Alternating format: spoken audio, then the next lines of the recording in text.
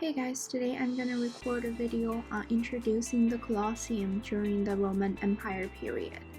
This presentation is gonna be divided into 3 parts explaining different aspects of the Colosseum. So first, we're gonna look at part 1. What would it have been like to attend a production in Colosseum from the Roman Empire period? We're gonna first take a look at some basic information and the time period that the Colosseum was built. The Colosseum was located in Rome, Italy. It was built around AD 70 to 72 during the Roman Empire.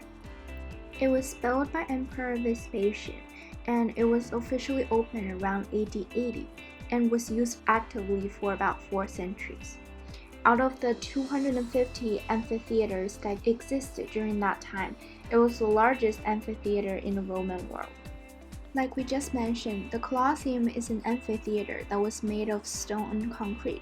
It has 4 stories and over 80 entrances supported by semicircular columns to allow audiences to enter. It can fit over 50,000 spectators inside at the same time. This estimated number of spectators is calculated according to the seating arrangements in other amphitheaters. Outside the Colosseum, there was the Ark of Constantine, shown in the left of the slides, which was built in AD 315. Heroes and god statues stood on the upper arcades. So, what kind of plays and events were shown in the Colosseum? Plays of various genres were presented in the Colosseum. Some were designed to show the wealth and generosity of the emperors and give ordinary people a chance to see their rulers. Some contain religious elements and stories in Greek mythologies. In addition, blood sport and execution were also events presented in the Colosseum, and these events will usually last for a long period of time. Comic or fantasy duels were also presented at the beginning, usually performed by women and dwarfs. Also, animal hunt is usually seen as an entertainment in the Colosseum. Next up, we're moving on to part 2 of the video.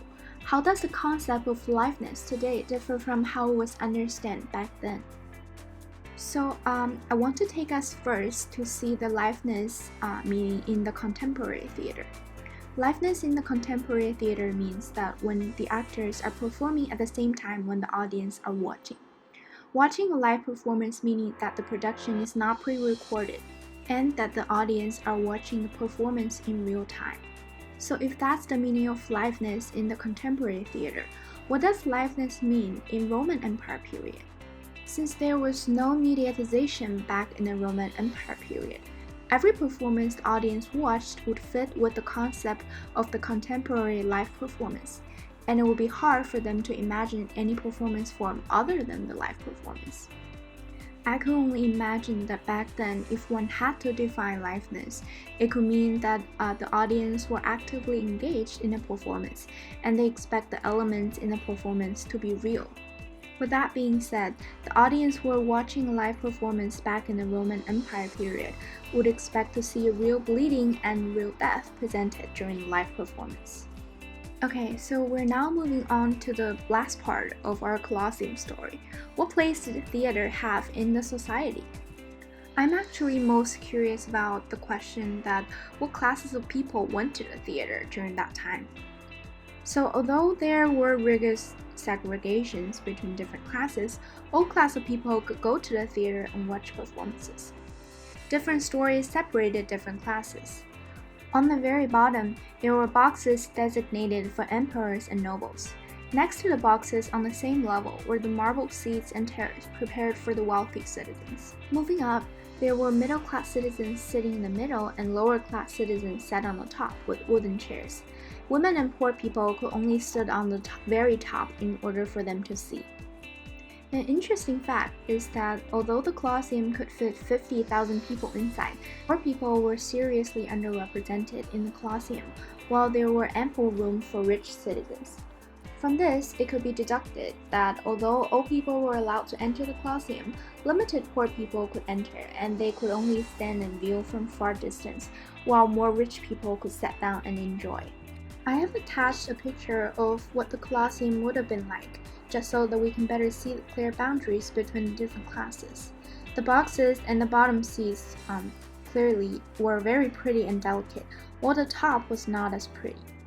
The last part I want to talk about is about the actors and audience of the Colosseum. Back in the time of the Roman Empire, theater and performances weren't really restricted, but the performance was definitely controlled by the emperor because the goal of the performance was to make citizens admire and respect their rulers more. Professional actors, slaves, and even criminals could all be on stage to perform or to fight. Performances include Roman comedy and Roman tragedies were shown, and the audience simply watched these performances for entertainment purposes. Okay, we have reached the end of the video. Thank you guys so much for watching, and I hope I've given a pretty detailed introduction on the Colosseum during the Roman Empire stage. I hope you guys enjoyed this video. Thank you.